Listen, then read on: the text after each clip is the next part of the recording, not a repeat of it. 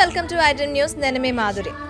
ఈరోజు మనం ఎన్నో సంవత్సరాలుగా గత 500 ఏళ్ళుగా రామయ్య గురించి పరితపిస్తున్నారు భారతీయులు. అలాంటి రామయ్య గుడి ఈ జనవరి 22న ప్రారంభోత్సవం కానుంది అయోధ్యలో. మరి ఆ అయోధ్యకి సంబంధించి హైదరాబాదులో చాలా చాలా చాలా చాలా చాలా ఇవి జరుగుతున్నాయి. మొన్నటికి మొన్న ఇక్కడ తలుపులు కానీ ద్వారాలు కానీ ఇక్కడే తయారయ్యాయనే వార్తలు మనం విన్నాము. అలాగే ఇప్పుడు ఆ శ్రీరాముని పాదాలు ఏవైతే ఉంటాయో ఆ పాదాలని మన హైదరాబాద్ బోయినపల్లి వాసులే వాటిని తయారు చేశారు. శ్రీమద్ విరాట్ కళా కుటీర అనే ఒక వర్క్షాప్ వాళ్ళు దాన్ని తయారు చేశారు. దాని యజమాని రామలింగాచారి గారు మనతో పాటు ఉన్నారు. అసలు ఎలా తయారు చేశారో, వాటికి ఎంత వెయిట్ పట్టింది, బంగారం ఎంత యూజ్ చేశారు, ఇలాంటివన్నీ కూడా తెలుసుకుందాము. నమస్తే అండి. అయోధ్య రామునికి పాదాలు మీ చేతుల మీదుగా చేశారు, ఎలా అనిపిస్తుంది? చెప్పుకోలేనంత ఆనందం అది. మనసు నిమ్మలం ఉన్నది, ప్రశాంతంగా ఉన్నది. అది మాటలలో చెప్పాలంటే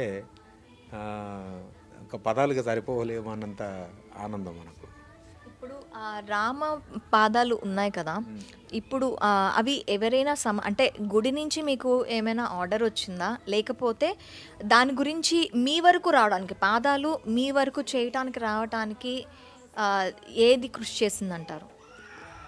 ఈ పాదాలు ఆర్డరు మేము తయారు చేయడానికి మాకు వచ్చిన అవకాశం ఏంటంటే అయోధ్య భాగ్యనగర్ సీతారామ ఫౌండేషన్. అంటే ఇది ఒక సంస్థ. వాళ్ళు ఈ సంస్థ నడిపించేవాళ్ళు, అంటే స్వామివారికి సేవ చేసుకునే వాళ్ళు. వీళ్ళు హైదరాబాద్ వీళ్ళది.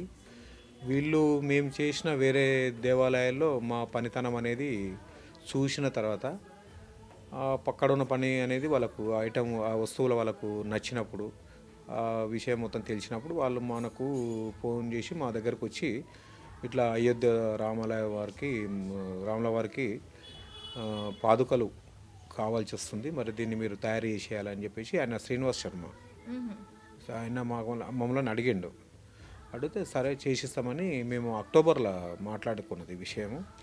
మామూలుగా అంటే ఇంత పనితనం ఉన్న పాదుకలు కాదు, ఇంత వెయిట్ ఉన్నది కాదు. రాగి రేకుతోన అప్పుడు తయారు చేసి పాదయాత్రకు అది శ్రీకాకుళం నుంచి బయలుదేరింది. అవి అప్పట్లో చేసింది ఇంత కాస్ట్లీ లేదు, ఇంత పనితనం కూడా లేదు అందులో. కానీ అది ఒక 1 వీక్లో, అంటే ఒక వారం రోజులలో తయారు చేసినాం. అది అక్టోబర్లోనే 28 తారీఖు నాడేమో శ్రీకాకుళం నుంచి బయలుదేరింది. అది దానికి ఎంత టైం పట్టింది? దానికి ఎంత రాగి యూజ్ చేశారు? దానికి 2.5 కేజీలు 3 కేజీలు ఇంచుమించు ఉంటాయి. దాన్ని కూడా బంగారు తాపడం చేసినాము. కాకపోతే ఇది వెయిట్ ఎక్కువ, ఇది కాస్టింగ్ వర్క్ కనుక వెయిట్ ఎక్కువ ఉంటుంది, సాలిడ్ అన్నట్టు. అది కొంచెం రేక్తో షీట్తో తయారు చేసినగా తక్కువ ఉన్నది. అది అక్టోబర్ 28 తారీఖు నాడు తయారు చేసి ఇచ్చిన తర్వాత వాళ్ళు 28 తారీఖు నాడు ఇక్కడి నుంచి తీసుకుపోయి శ్రీకాకుళం నుంచి పాదయాత్ర స్టార్ట్ అయింది వాళ్ళది. ఇప్పుడు ఒక 2-3 రోజుల కిందనేమో మహారాష్ట్ర దాటి ఉత్తరప్రదేశ్లో ఎంటర్ అయింది ఒక పాదయాత్ర. అంటే రాగితో చేసిన బంగారు తాపడం. బంగారం తాపడం అది టోటల్ దేశం అంతా అవుతుందా అండి? అది అంటే ఇక్కడి నుంచి ఆంధ్ర నుంచి ఉత్తరప్రదేశ్ దాకా అయితే పోయింది. మధ్యాహ్నం ఏ రాష్ట్రం నుంచి ఎట్లా పోయిన రూట్ అనేది తెలియదు నాకు సరిగా. అది అక్కడ వెళ్ళిపోయిన తర్వాత వీళ్ళు అదేమో ప్రచారానికి, అంటే ప్రచారం అంటే సేవ, పాదయాత్ర ఇవన్నిటికీ దాన్ని యూజ్ చేసుకురా ఆ సెట్ను.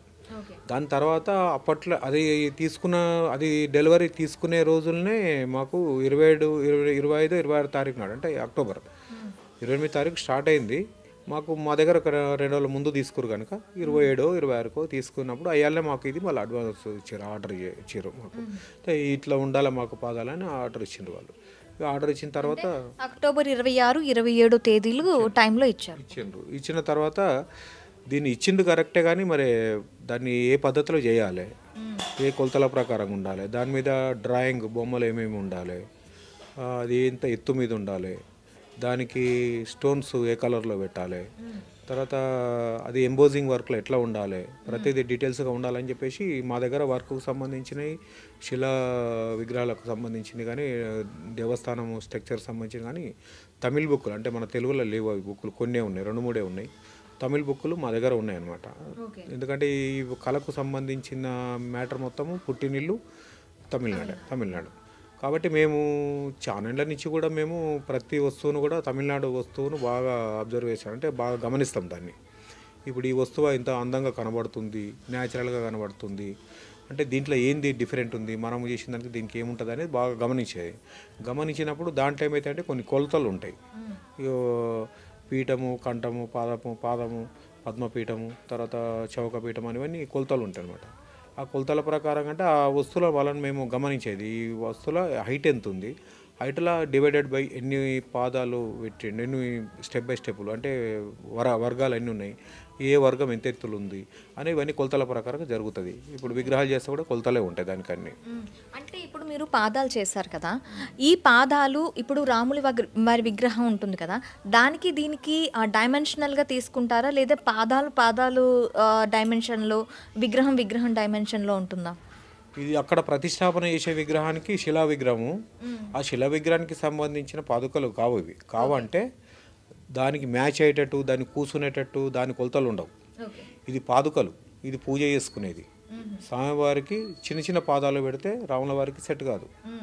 పెద్ద పాదుకలు అంటే తక్కువలో మనము 12.5 అంగుళాలు పొడవు, 5.5 అంగుళాలు వెడల్పు, అది సైజు నిర్ణయం చేసుకున్న తర్వాత ఈ మా దగ్గర ఉన్న శిల్పశాస్త్ర గ్రంథాలు ఏదైతే ఉన్నాయో, పాతవి ఉన్నాయో, అందులో మేము కొన్ని ఐటమ్స్ అలా చూసుకున్న తర్వాత దాని మీద డ్రాయింగ్, అంటే బొమ్మలు ఏముండాలి, ఎట్లుండాలి అనేది దాని గురించి ఆలోచన చేసి దాని మీద సూర్యచంద్రులు,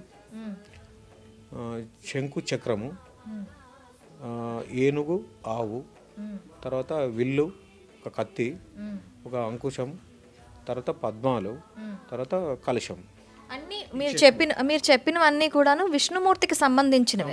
అంటే మరి రాముల వారు కూడా విష్ణు సంప్రదాయము, తర్వాత వచ్చేసి ఆయన వర్గానికి సంబంధించిన ఉన్నది కనుక మనం అవే వాడవలసి వస్తుంది. శివ సాంప్రదాయానికి వచ్చేటి వాడటానికి కొన్ని వీలు పడదు. శివ సాంప్రదాయంలో ఉన్న ఐటమ్స్ కూడా విష్ణు సాంప్రదాయంలో ఉంటాయి, విష్ణు సాంప్రదాయంలో కూడా శివ సాంప్రదాయంలో ఉంటాయి. ఇప్పుడు శివుడికి నాగపడిగా, అంటే మన సర్పము ఆభరణంగా ఉంటుంది. అదే సర్పము విష్ణుమూర్తికి శేషపాంపు కూడా ఉంటుంది. అంటే రెండిట్లలో కూడా కలిసి ఉంటాయి, అట్లా ఇబ్బంది ఏమి ఉండదు. అయితే దీంట్లో మనకు కావాల్సిన ఈ దశావతారాలు ఉన్నది కూడా తీసేసుకొని ఇదంతా డ్రాయింగ్ పేపర్ మీద కంప్లీట్ చేసిన తర్వాత ఇది మనం ఈ ఫౌండేషన్ వాళ్ళకి పంపించినాం. సార్ మరి ఇట్లా చేసినాము, దీన్ని మరి ఎట్లా ఉంది చూసుకుంటారా ఒకసారి అని అడిగినాం. అంటే సరే ఇది ఓకే, అంత బాగుంది, కొలతలు కూడా కరెక్టే ఉన్నాయి, దీన్ని మీరు వర్క్ స్టార్ట్ చేసుకోండి అని. అప్పటికే మాకు 1 నెల దాటిపోయింది అది. అంటే ఇప్పుడు పాదుకలు అనేవి మ్యాక్సిమం రాతి తాపడం మీద చేశారా, లేకపోతే ఆ పాదుకలు అనేవి అన్నీ కూడాను అంటే మొత్తం ఆ సాలిడ్ అనేది కంప్లీట్గా లోహాలతోనే చేశారా? ఇది మొట్టమొదలు చేసినది ఇప్పుడు ఈ కొలతల ప్రకారంగా డ్రాయింగ్ అయిన తర్వాత ఇది ఒక మాస్టర్ పీస్ అని ఒకటి తయారవుతుంది. ఇది మన ఒక జిరాక్స్ పెడితే ఫస్ట్ పేపర్ నుంచి ఎన్ని పేపర్లు అయినా తీసుకొని ఎట్లుంటుందో ఒక మాస్టర్ పీస్ ఒకటి ఫస్ట్ మనం తయారు చేసుకోవాలి. అది పర్ఫెక్ట్గా శాస్త్రోక్తంగా సూత్రపరంగా కరెక్ట్ ఉండాలి. అది దాని తర్వాత అది ఎట్లుందో దాని ప్రకారంగా మిగతాది కూడా వస్తుంటుంది అనమాట. అయితే ఇది ఒకటి ఇత్తడి రేకు మీద ఫస్ట్ మేము ఒక ప్యాటర్న్ తయారు చేసి మళ్ళీ పంపించినాం. డెప్త్ వర్క్ ఎట్లా ఉన్నది, బ్యాక్గ్రౌండ్ ఎట్లున్నది, దానిలో లోపల ఫినిషింగ్ ఎట్లున్నది అని మొత్తం అడిగినాం వాళ్ళకి. అంటే అంతా బాగుంది, ఓకే మంచిగానే ఉంది, చేసేయండి అని చెప్పారు. ఆ ప్యాటర్న్ మొత్తం తయారు చేసేవాడు అప్పటికి 15 రోజులు దాదాపు వెళ్ళిపోయింది మాకు. వెళ్ళిపోయిన తర్వాత ఇక అదే ప్యాటర్న్ తోటి మళ్ళీ మేము పంచలోహాలతోటి దాన్ని మోల్డింగ్, క్యాస్టింగ్ అంటే పోత పని, అంటే మెటల్ కరిగి అచ్చుగట్టిపోయడం, అది ఒక 1 వీక్లో అదొకటి అయిపోయింది పంచలో. ఇప్పుడు ఇవి ఉన్నది కదా, అంటే ముందు ఇత్తడి రేకు మీద చేసామన్నారు కదా, అది ఒక డబ్బా అంటే ఒక గుళ్ళ దాంట్లో చేసి మీరు ఈ పంచలోహాలు కరిగించి అందులో వేసారా? ఈ ఇత్తడితో చేసిన ప్యాటర్న్ ఏదైతే ఉందో దాంట్లో మట్టి బాక్స్ తయారవుతుంది. అంటే మట్టిలో అచ్చు కడతారు. అచ్చు కట్టిన తర్వాత అండ్లకించి ఇత్తడి తీసేసినాక లోపల హాలో పాదం ఎట్లా ఉందో అట్లనే ఉంటుంది హాలో. దాంట్లో మనం పంచలోహం కరిగి పోసినప్పుడు ఈ తీసేసినది ఎట్లా ఉందో అందులో మోల్డింగ్ అయిన పీస్ కూడా అట్లనే బయటికి వెళ్తుంది. అది పంచలోహం చేసేటప్పుడు ఇప్పుడు ఇత్తడి భూమిలో అట్లనే దొరకదు తీయనికి. ఇత్తడి తయారు కావాలంటే రాగి, తగరం ఈ రెండు కలిస్తే ఇత్తడి అవుతుంది. రాగి, సత్తు కలిస్తే, సత్తు అంటే మన బ్యాటరీ సెల్ మీద ఉండే పొర, అది సత్తు అంటారు దాని తెలుగులో. ఈ రాగి సత్తు కలిస్తే ఇత్తడి అవుతుంది. ఇత్తడి డైరెక్ట్ భూమిలో దొరకదు.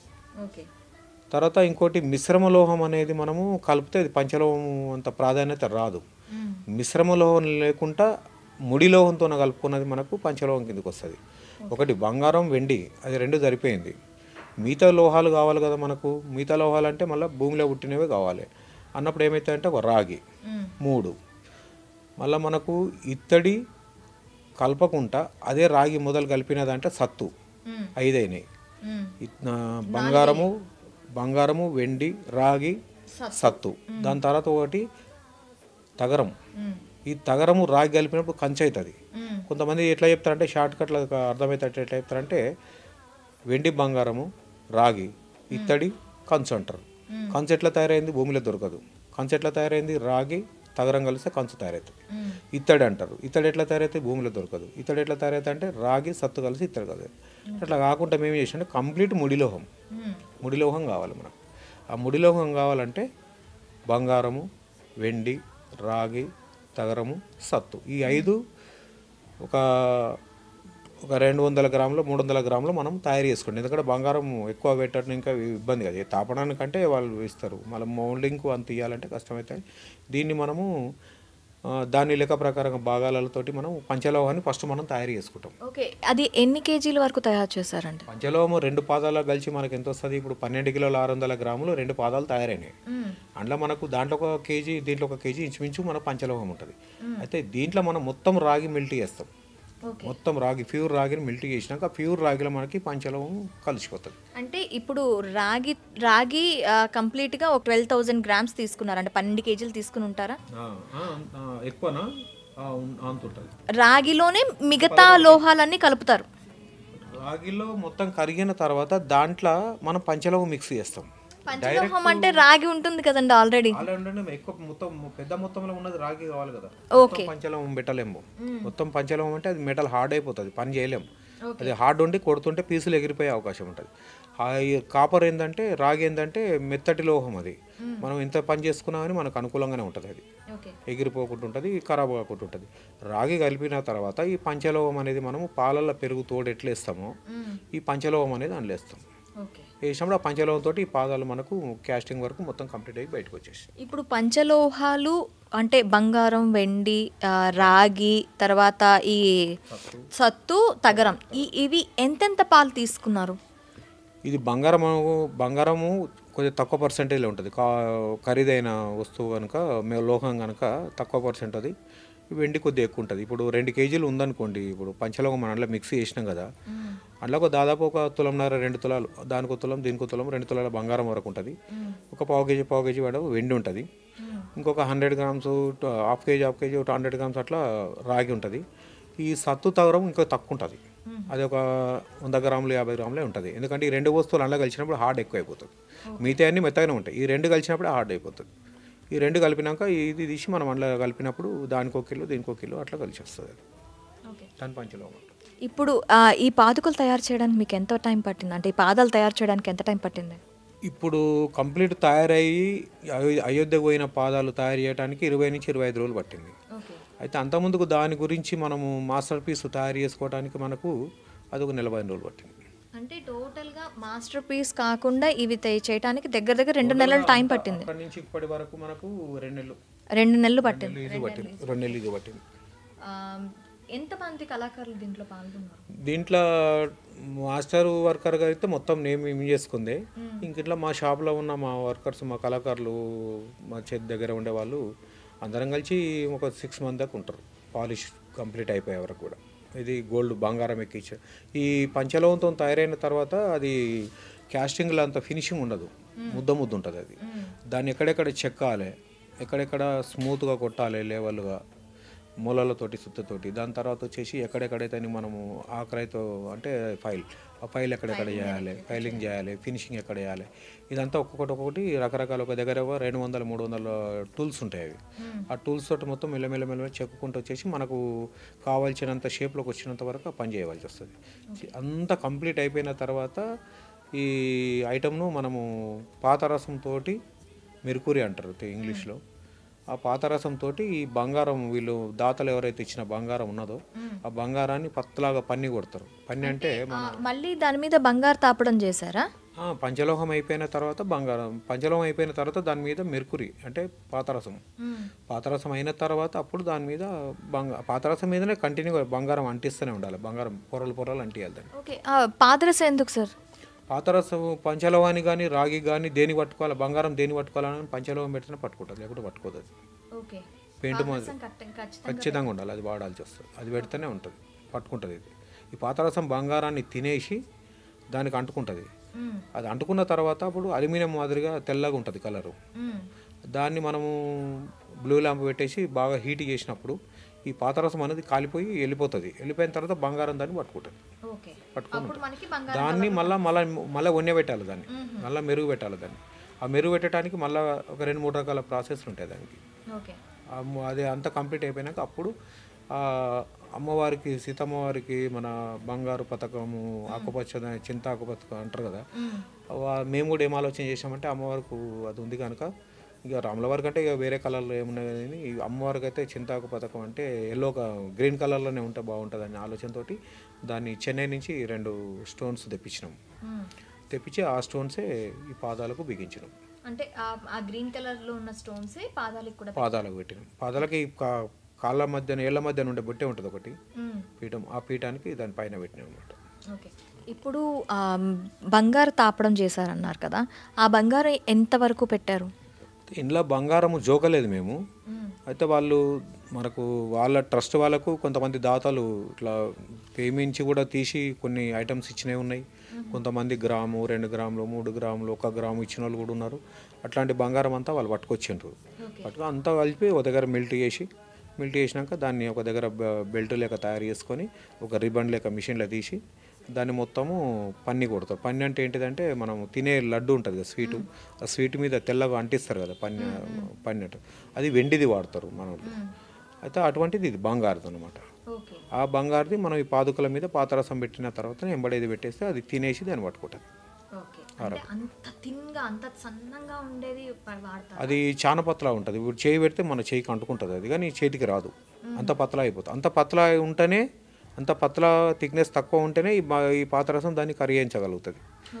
ఎందుకంటే మనము కొలిమి పెట్టి మూస పెట్టి బట్టి పెట్టి కరిగించలేదు కాదు కదా. ఆ మెటల్ తోటి ఈ మెటల్ కరగాలంటే దాని తగ్గట్టు ఇదంతా పతలా ఉండాల్సి వస్తుంది. అంత పతలా ఉంటుంది. మీకు ట్రస్ట్ వాళ్ళు వేరే వేరే టెంపుల్స్ దగ్గర నుంచి చూసి మీకు ఈ అవకాశం కల్పించారని చెప్పారు కదా, ఏ టెంపుల్కి సంబంధించి మీ వర్క్స్ ఎక్కువగా చేశారు? చూసింది ఇక్కడ కొండాపూర్ సైడు, అక్కడ వెంకటేశ్వర స్వామి టెంపుల్ ఒకటి, మళ్ళీ తర్వాత వచ్చేసి భద్రాద్రి రామాలయం టెంపుల్ ఒకటి. అంటే అక్కడ పేరే భద్రాద్రి రామాలయం అంటారు దాన్ని. అమ్మవారు రాముల వారి మీద కూర్చుంటుంది ఆ టెంపుల్లో. అక్కడ సైడ్ మేము చేసిన దేవాలయాలు ఎక్కువ ఉన్నాయి. అక్కడ చూసి మాకు ఆర్డర్ మా దగ్గరకు వచ్చిన వాళ్ళు. ఇంకొకటి కూడా విన్నాము, యాదగిరి గుట్టకి సంబంధించి కూడాను మీరే వర్క్ చేశారని విన్నాం.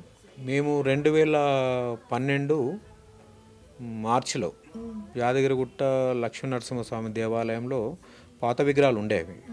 అయితే అది కొద్దిగా భిన్నమైన ఒకటి. నెక్స్ట్ ఇంకోటి వచ్చేసి కొన్ని ఇబ్బందులు, అంటే విగ్రహం నిలబడకుండా అట్లా రిపేర్లు ఉన్నాయి అనమాట. అంటే దానికి ఏం చేసినామంటే వాళ్ళు ఈ కొత్త విగ్రహాలు చేయించాలని చెప్పేసి మనకు అక్కడ అప్పుడున్న వాళ్ళ కమిటీ వాళ్ళు, అప్పుడు కృష్ణవేణి మేడం అని ఈవోగా ఉండే యాదగిరిగుట్టకు 2012లో ఉండే మేడం. ఆమె కొద్దిగా ఇంట్రెస్ట్ తీసుకొని చేయాలని కొంతమంది కళాకారులు చాలామందిని అడిగినారు. వాళ్ళు అడిగిన తర్వాత ఒక సందర్భంలో మా దగ్గర కూడా వాళ్ళు ఇన్ఫర్మేషన్ చేశారు, రమ్మని గుట్టకు రాండి పని ఉందని. అంటే పోయినాం. పని ఏముందంటే పోయిన తర్వాత ఇట్లా ఈ విగ్రహాలు మళ్ళీ రాగి రేకులతో, ప్యూర్ రాగి రేకులతో చేసి బంగారం తాపడం చేయాలి, సేమ్ ఇట్లనే ఉండాలి విగ్రహాలు అని అడిగినారు అనమాట. అంటే మరి చేస్తాం కానీ ఇక్కడ చేయాలంటే మరి మాకు ఇబ్బంది అవుతుంది, మా దగ్గరనే చేస్తామని మేము అన్నాం. అంటే అట్లా కాదు, ఇక్కడనే చేయాలి, మీది కూడా నల్గొండ జిల్లా అంటారు కదా, ఇది కూడా నల్గొండ జిల్లానే కదా, మీరు చేస్తేనే మాకు కొంచెం మీ ఎక్స్పీరియన్స్ని బట్టి మాకు కూడా నమ్మకం ఉన్నది, మీరు చేయగలుగుతారు అనేది, మీరు చేస్తే బాగుంటుందని వాళ్ళు కొంచెం మమ్మల్ని 2-3 సార్లు బాగా అడగటం అయింది. అడిగితే ఇక వాళ్ళు అడిగిన దాన్ని బట్టి ఒకటి ఆలోచన. నెక్స్ట్ ఇంకోటి వచ్చేసి అంత పెద్ద పుణ్యక్షేత్రానికి చేస్తే మనకు కూడా బయట ఉంటే ఇంకా 4 పనులు ఎక్కువ చేసుకోవచ్చు, ఇంకా 4 రూపాయలు ఎక్కువ సంపాదించుకోవచ్చు, కానీ యాదగిరిగుట్టలో చేసిన పేరైతే రాదు కదా అని చెప్పేసి మా బంధువులు కూడా కొంతమంది ఉండి, మా ఫ్రెండ్స్ మా బంధువులు ఉండి కూడా అది వర్క్ చెయ్యి తప్పకుండా వాళ్ళు అడిగింటారు కదా, కాదనకు చెయ్యి, నువ్వు చేస్తే అంతకాడ 1,00,000 వస్తాడు, ఇంక 10 లక్షలు పని చేసుకోవచ్చు కానీ నా పేరు ఎత్తుకోవడానికి రాదు అని చెప్పేసి వాళ్ళు మాకు ప్రోత్సహించారు అన్నమాట. ప్రోత్సహిస్తే మేము సరే అని చెప్పేసి వాళ్ళ దగ్గర ఆర్డర్ తీసుకొని ఆ దాత దగ్గర అమౌంట్ తీసుకొని అక్కడనే వాళ్ళు కొంచెం మాకు ప్లేస్ ఇచ్చారు, ఒక షెడ్. ఆ షెడ్ కాడనే ఉండి ఫస్ట్ ఉత్సవమూర్తుల విగ్రహాలు మొత్తం కంప్లీట్ చేసినాం. దాదాపు ఒక 3 నెలలు పైన 4 నెలల దగ్గర పట్టింది. అది చేసిన తర్వాత ఇంకా అట్లనే మళ్ళీ కవచమూర్తులు ఉన్నాయి లోపల, గుండుకుంటాయి. జ్వాల నరసింహస్వామి అని, లక్ష్మీ నరసింహస్వామి అని, యోగ నరసింహస్వామి అని ఇవన్నీ ఉంటాయి అన్నమాట. ఇక అవి కూడా మళ్ళీ ఆర్డర్ ఇస్తే అవి కూడా కంప్లీట్ చేసినాం. కొన్ని అయితే ఇక్కడ వేసి ఇచ్చి అక్కడ ఇచ్చినాము. మెయిన్ విగ్రహాలు మాత్రం అక్కడనే తయారు చేసినాం. అంతా తయారైన తర్వాత కూడా వాళ్ళు బంగారం తెచ్చిస్తే ఆడనే ఉండి మొత్తం బంగారం ఎక్కిచ్చేసి కంప్లీట్ చేసి ఇచ్చేసినాం. ఆ వర్క్ అయిపోయిన తర్వాత మన మాజీ ముఖ్యమంత్రి కేసీఆర్ గారు వచ్చినప్పుడు ఎప్పుడైతే పునర్నిర్మాణం చేసిండో దేవాలయాన్ని మొత్తాన్ని చేసిన తర్వాత మెటల్ వర్క్కు మొత్తము నాకు ఆర్డర్ ఇస్తామని అడిగిండ్రు వాళ్ళు. టీ ప్లాజాలో వాళ్ళు పిలిచి మన ఆనంద సాయి, కిషన్ రావు వీళ్ళంతా ఉన్నారు కదా, మీటింగ్లలో కలుస్తుండ్రు వాళ్ళు. మీ గురించి మేము వేరే తెలుసుకోవాల్సిన అవసరం లేదు, ఆల్రెడీ మీరు గర్భగుళ్ళ చేసినోళ్ళే కదా, ఇంకా పాత వాళ్ళే కనుక మీ మీద ఇక మళ్ళీ వేరే తెలుసుకోవాల్సిన విషయం ఏముండదు, మీరు ఆర్డర్ తీసుకొని మాకు చేయండి ఇట్లా సంగతి అని. అంటే అంత పెద్ద పని తీసుకోవడానికి ఇప్పుడు అవకాశాలు లేవు, ఎందుకంటే వర్కర్లు లేవు. రోజుకు వర్కర్లు తగ్గిపోతున్నారు, ఈ వర్క్ చేసే వాళ్ళు లేరు, తగ్గిపోతున్నారు. అంత పెద్ద పని ఇప్పుడు అదేమో కోట్ల మీద ఉన్న పని, అంత పెద్ద వర్క్ నేను చేసే పరిస్థితిలో లేను. తీసుకున్న తర్వాత నేను ఇబ్బంది పడతాను, మళ్ళీ మీరు ఇబ్బంది పడతారు, బాగుండదు ఇట్లా సంగతి అని. అంటే సార్ ఉండేమనంటే ఇది హ్యాండిక్రాఫ్ట్ డిపార్ట్మెంట్ నుంచి వచ్చిండ్రు అన్నమాట. వాళ్ళకి ఫోన్ చేస్తే వాళ్ళు మా గురుగారు చేస్తే మా గురుగారు రిటైర్డ్ అయ్యిండు. మా గురుగారు రాగి వీరబ్రహ్మచారి వరంగల్ ఉంటారు వాళ్ళు, అంటే రంగశాపేటలో. మా గురుగారు ఏమన్నారంటే నేను అంత టైం తీసుకొని రిస్క్ తీసుకొని చేసే పరిస్థితుల్లో లేను ఇప్పుడు, నేను రిటైర్మెంట్ అయినా. తర్వాత మా శిష్యుడు ఉన్నాడు, ఆయన అడిగేటప్పటికే రిటైర్మెంట్ దగ్గరకు వచ్చేసింది. మా శిష్యుడు ఉన్నాడు, ఆయన అన్నిట్లో ఇంకా అనుభవం ఉన్న మనిషి, మేము నేర్పించిన పని కూడా ఇప్పటి వరకు కూడా ఏమి ఇబ్బందులు ఏం లేవు, మంచిగా చేస్తాడు, పర్లేదు అంటే సరే అని చెప్పేసి మేమిద్దరం పోతే అప్పుడు యాదాద్రి డెవలప్మెంట్ అథారిటీ మెంబర్గా నాకు అవకాశం ఇచ్చారు. దానికి ఇచ్చి మాకు ఒక సర్టిఫికేట్, ఒక లెటర్ టైపులు ఇచ్చారు. మేము అప్పుడు మీటింగ్లో పోయి మన ఇంటిది టెండర్ల మీద ఎంత కాస్ట్ పడుతుంది ఈ వర్క్కు, వాళ్ళు వేసిన టెండర్ మీద మనం ఎంతవరకు అయితే ఇవ్వచ్చు, అక్కడ పనులకు లాస్ కాకుండా ఇక్కడ దేవస్థానానికి లాస్ అదనంగా భారం పడకుండా దీనికి కరెక్ట్ ఎటువంటి పనితనం చేపియాలి, ఇలా దీనికి ఎంత రేటు ఇవ్వాలి, ఇలా ఏ మెటల్ మనం కరెక్ట్ యూజ్ చేపియాలి మనము అనేది ఆ వర్క్ డ్యూటీస్ అంతా నాకు బాధ్యత అయిపోయారు మన ఎవరు యాదాద్రి వాళ్ళు. లెక్క ప్రకారంగా మేము అవన్నీ ప్రతి మీటింగ్లో టెండర్లకు విషయం కానీ లేకపోతే వర్క్ ఎన్ఓసి ఇవ్వటం కానీ ఇవన్నీ మేము చూసుకొని మన ప్రతిష్టాపన కార్యక్రమం వరకు నేను ఆడ ఉండి చేసి ఇచ్చేసాను. ఇప్పుడు మరి 22న రామ జన్మభూమిలో అయోధ్య రాముని విగ్రహ ఆవిష్కరణ జరుగుతుంది, గుడి మళ్ళీ ప్రారంభం అవుతుంది, మరి వెళ్తున్నారా దానికి? అయితే ఈ పాదుకలు ఇచ్చేటప్పుడే చెప్పిండు, వీలైనంత వరకు మేము ఆహ్వానిస్తాము, మీరు రావాలి తప్పకుండా అని చెప్పిండు. కాకపోతే అక్కడ పరిస్థితులు ఇప్పుడు మనం పోయి అక్కడ 2 రోజులు కానీ 1 రోజు కానీ ఉండే పరిస్థితులు అయితే కనబడతలేవు.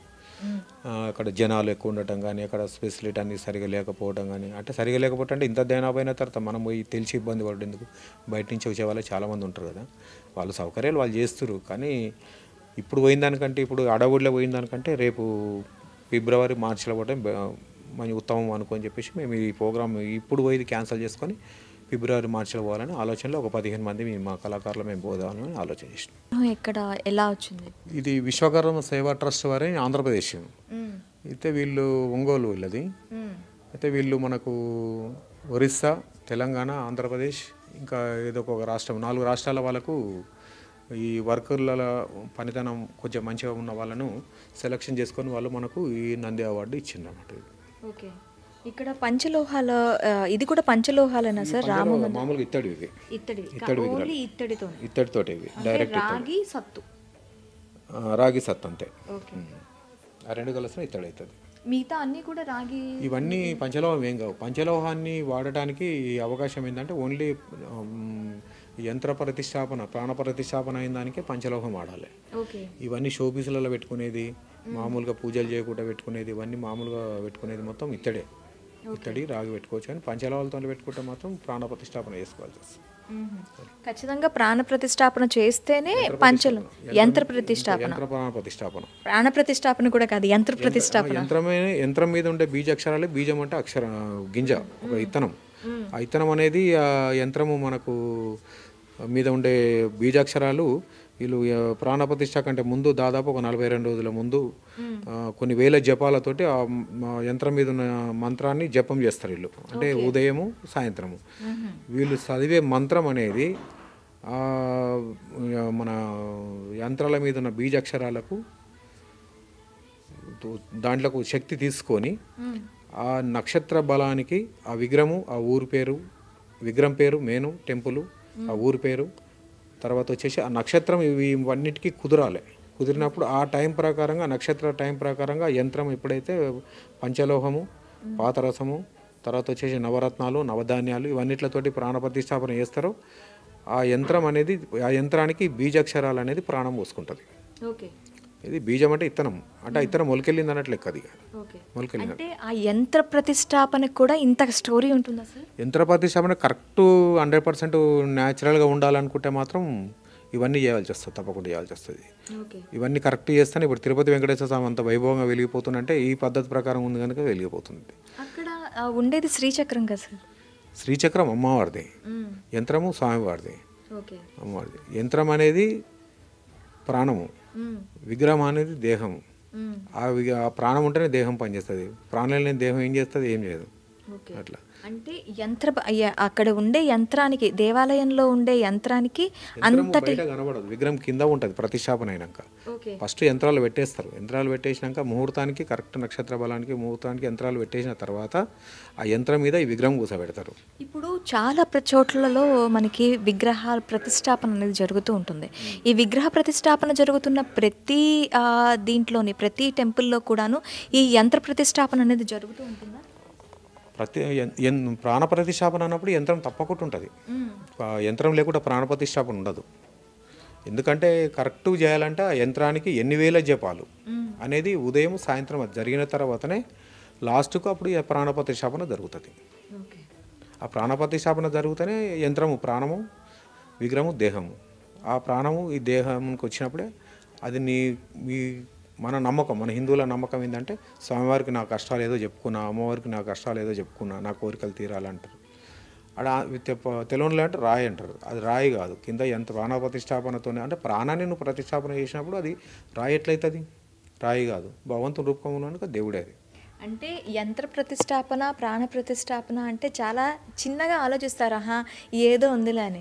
ఆ యంత్రాన్ని ప్రతిష్ఠించడానికి కూడా ఎన్ని రోజులు పడుతుంది సార్? ఈ జపాలకు కానీ, ఈ మంత్రం ఆ యంత్రం తీసుకోవటానికి కానీ, ఆ బీజాక్షరాలు యాక్టివేట్ అవ్వడానికి కానీ ఎంత టైం పడుతుంది? ఫస్ట్ యంత్రం తయారు చేసుకోవాలి. యంత్రం తయారు చేయాలంటే, యంత్రాన్ని తయారు చేయడానికి ముందే ఉండాలంటే ఆ విగ్రహానికి అయ్యప్పనే ఉండనుకోండి, వెంకటేశ్వర స్వామి ఉండనుకోండి, ఇంకో వేరే విగ్రహాలు ఎవరు ఉన్నా కానీ ఆ విగ్రహానికి ఏ యంత్రం వస్తుంది, మ్యాటర్ ఏంటిది, దాని మీద బీజాక్షరాల మ్యాటర్ ఏంది.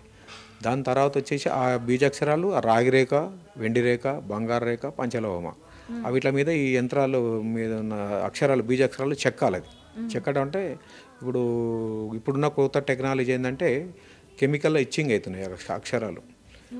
అదేమవుతుందంటే ఇప్పుడు భిన్నమైనట్లు లెక్క, అంటే ఒక రేకు మీద పీస్ ఎగిరిపోతేనే కదా అక్షరం కనబడేది, అది భిన్నమైపోయినట్లు లెక్కకు వస్తుంది.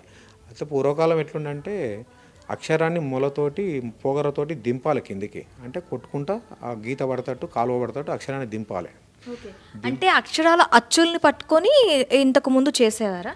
మొదలు ఒక ఉక్కు రాడుతోటి అక్షరాన్ని రాసుకొని దాని మీద నుంచి మొలతో కిందికి దింపుతుండ్రి. ఇప్పుడు అంత ఓపిక లేదు, అంత పని చేసేటో లేరు కనుక డైరెక్ట్ ఎచ్చింగ్ చేస్తారు, అంటే కెమికల్ వేసేసి అక్షరాన్ని ఫిలిం పెట్టి బయటికి తీస్తారు అన్నమాట. దాని మీద వచ్చిన అక్షరాలు, బీజాక్షరాలు యంత్రం మొత్తం టోటల్గా తయారు అయిపోయిన తర్వాత ఆ యంత్రం మీద ఏం అక్షరాలు ఉన్నాయి, అది ఏ దేవునికి సంబంధించింది అనేది ఒక బుక్ ఉంటుంది. దీనికి మామూలుగా ఎవరంతా అలా పెట్టేది కాదు. మంచి దాని గురించి ఆలోచన, అవగాహన ఉన్నోళ్ళు యంత్ర సిద్ధి అనేది బుక్కులు ఇట్లా దొరుకుతాయి. దాని మీద గిన్ని వేల జపాలని ఒక లైన్స్ ఉంటాయి అన్నమాట. అది అన్ని వేల జపాలు ఉదయం సాయంత్రం చేయాలి. చేసిన తర్వాత లాస్ట్ టైంలోనే దాన్ని ప్రాణప్రతిష్ఠాపన ఇస్తారు.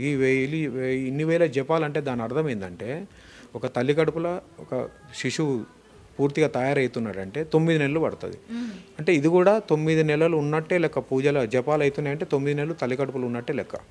దాని తర్వాత ఆ శిశువు ఎప్పుడైతే భూమి మీదకి వస్తున్నాడో ప్రాణంతో ఏడుస్తాడు. అంటే ఏడుస్తున్నాడే ప్రాణం ఉన్నట్టు లెక్క అనమాట.